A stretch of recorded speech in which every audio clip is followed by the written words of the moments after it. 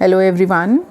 तो आज हम एक नया लेसन डिस्कस करने वाले हैं जो है major domains of the earth from the social science of constructivist approach. तो यहाँ पे हमने इससे रिलेटेड जो है वो जर्नल ऑब्जेक्टिव्स लिखे हैं, आप देख रहे हो। तो ये जोग्राफी एस्पेक्ट से हैं, तो इसके थोड़े से चेंज हो जाएंगे। जैसे यहाँ पे लिखा है the learner will able to understand the various geographical concepts such as land, water and air etcetera. The learner will be able to develop critical thinking skills and problem solving skills. The third one is the learner will able to know about the social concept. Social नहीं लिखेंगे आप यहाँ पे, social नहीं, पर आप ऐसे लिख सकते हैं कि the learner will able to know about environmental concept. उसके बाद है the learner will able to provide opportunities for practical application of various realism of the earth. The learner will aware about the earth and its various aspects. ठीक है, इसके बाद हम इंट्रोडक्टर की idea है कि स्टूडेंट्स को अपने लैंडस्केप के बारे में पहले से पता होगा. The student have the idea of the landscapes around themselves and the resources they use. Okay. उसके बाद परफॉर्मेंस इंडिकेटर क्या है, परफॉर्म क्या करने जा रहा है. Student will understand the various shapes of the earth and it's lithosphere, hydrosphere, atmosphere and biosphere के बारे में जो है वो बच्चा जो है वो जानेगा. तो सेकंड था हमारा सब्जेक्ट मटेरियल, तो वो है टेक्स्ट बुक. तो यहाँ पे आप ईच एंड एवरी एस्पेक्ट को बहुत ही ध्यान से जो है वो लिख सकते हैं. बहुत ही पर्टिकुलरली सारी चीज़ें एक्सप्लेन की गई हैं. The next one is material. उसके बाद हम इसको 3 पार्ट्स में डिवाइड कर लेते हैं. तो एंगेज पार्ट में सेम एज आ जाएगा कि प्यूपल टीचर जो है वो डिवाइड कर रहा है क्लास को 4 ग्रुप्स में.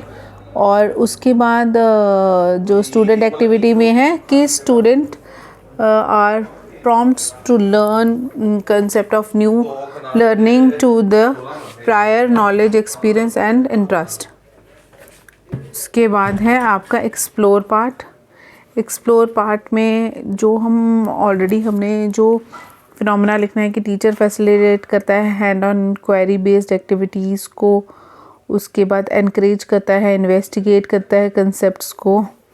Foster an area of the student can make observation, collaborate with pair construction, their understanding the phase, emphasis, ये सब कुछ आएगा. अब है स्टूडेंट एक्टिविटी में.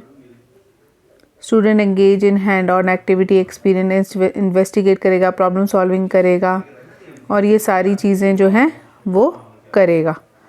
ठीक है. उसके बाद आ जाता है हमने थर्ड पार्ट के ऊपर, एक्सप्लेनेशन पार्ट के ऊपर. तो सेम एज आपके लिखने पर तो ये सारे ग्रुप ABCD से आप सेम क्वेश्चन पूछेंगे, व्हाट यू हैव ऑब्जर्व्ड. अब यहाँ पे आपको पता चलता है एक्चुअल में आपने जो है वो एंगेज पार्ट में कौन कौन सी चीज़ें दी होती हैं.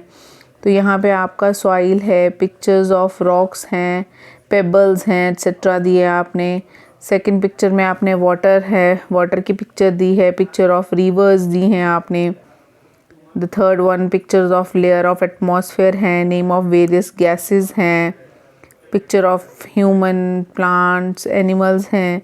ये सारी चीज़ें आप दिए हैं. और इसके बाद आप क्लियरली उस चीज़ को कनेक्ट करते हुए with the help of discussion आप लास्ट में जो है वो major domain of the earth जो है टॉपिक अनाउंस कर देते हो. ठीक है.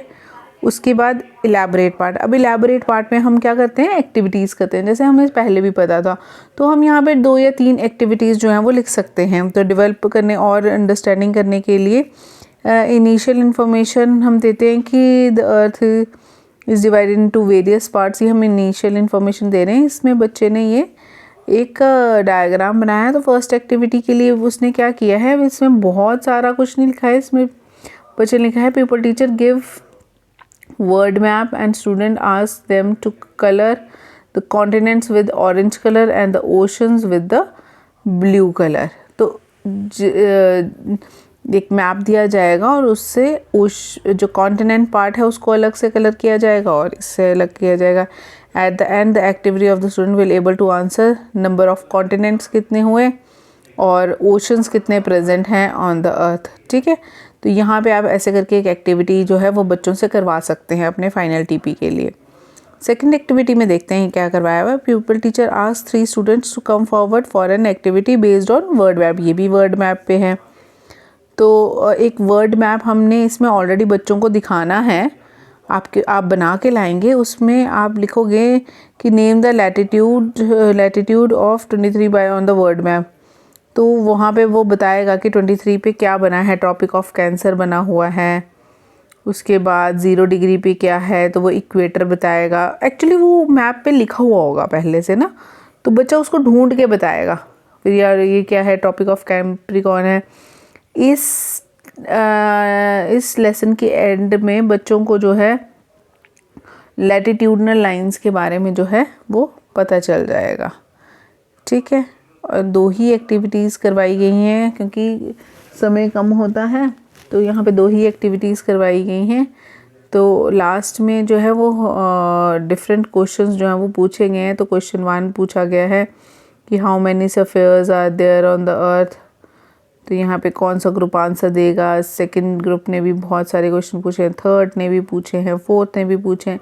तो ऐसे करके आप डिफरेंट क्वेश्चन जो हैं वो एक्सपेक्टेड क्वेश्चन होते हैं और एक्सपेक्टेड ही आंसर जो हैं वो हम इसमें बनाते हैं। और इसमें याद रखिए कि ग्रुप डिस्कशंस होती हैं, टीचर इसमें कोई चीज़ नहीं बताता है, तो आपने यहाँ पे क्वेश्चन ज़रूर लिखने हैं बच्चों वाली एक्टिविटीज़ में। ठीक है, thank you so much. If there is any query आप लोग नीचे मैसेज में डाल दीजिए, मैं नेक्स्ट वीडियो में उसको क्लियर कर दूँगी। Thank you so much.